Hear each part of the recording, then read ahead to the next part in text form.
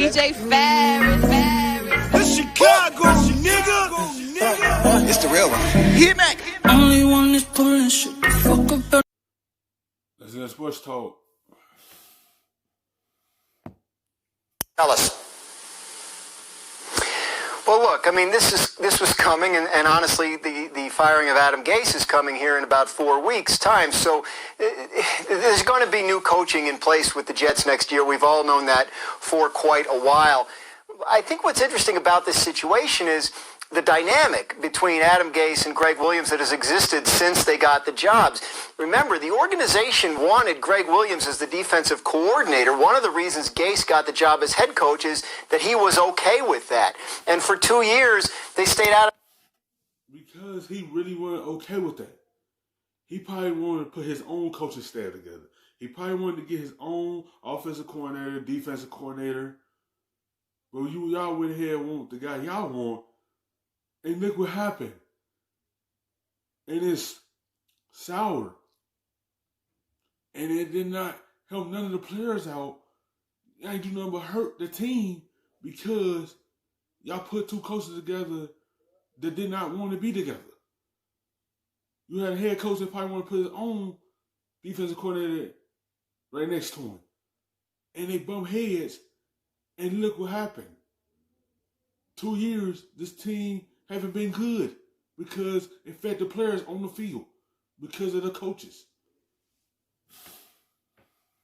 Each other's way, right? I mean, Gregg Williams ran the defense and Adam Gase ran the offense and was the head coach. But, Gregg Williams had a lot of autonomy over that defense. And I think, that separation of powers can be a problem in an organization. So as the Jets look forward next month to try and figure out who their next head coach is going to be, I think it's incumbent upon them to do it differently this time and make sure that you hire someone who's empowered to sort of establish the culture in the organization versus, hey, you come in, get the quarterback right, we'll let somebody else take care of the defense. I just think there's a lot of soul searching the Jets have to do in terms of this process that they're about to undergo.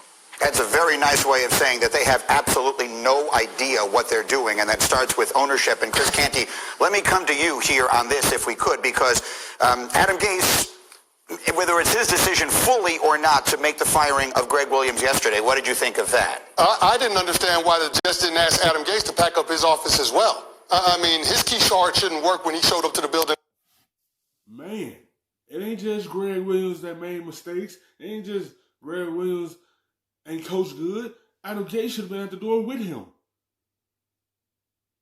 Y'all shouldn't just be moving forward. Okay, we go wait till the end of the year to let him go. No, you let Adam Gase go too with him. Instead, he waited till the end of the season. That means y'all should have waited till the end of the season with him. Because they ain't getting this team right. He ain't even getting this team right.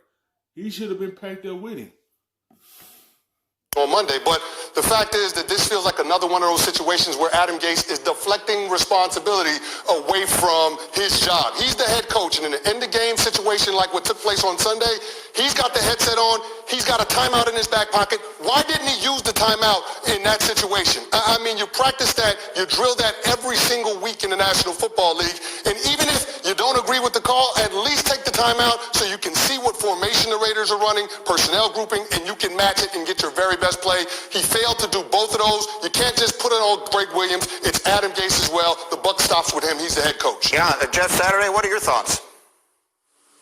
Absolute trash, Greeny. I mean, listen, this team has been awful. Whether the worst team offensively in the league and have been the entire season. Defensively, they ranked one of the bottom.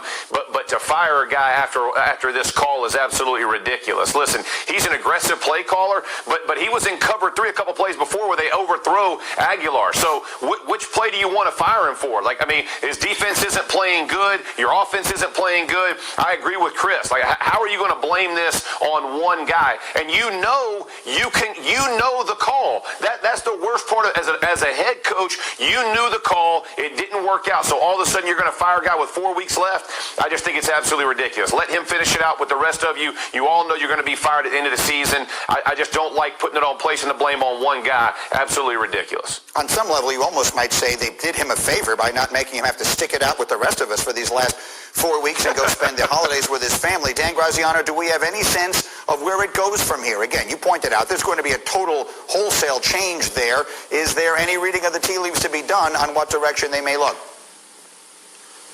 Look, I mean, it's early yet. Obviously, I believe the Jets are thinking along these lines, and you do hear rumble.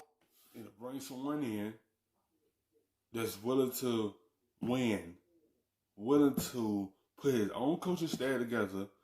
Don't try to do the same thing I did with Adam Gase by putting your own defense coordinator in there. Let that coach come in and establish his own culture. Let him establish his own staff so it don't affect the players out there. These Jets players ain't trying to go 0-16. They don't care about getting on one pick. They trying to at least put a win up and not be a Bears. They already been the Bears already. The team ain't good. Coaches making bad calls. But they need a coach in here to establish his own culture and put his own team together, his own stamp there, so he could be able to get this team winning.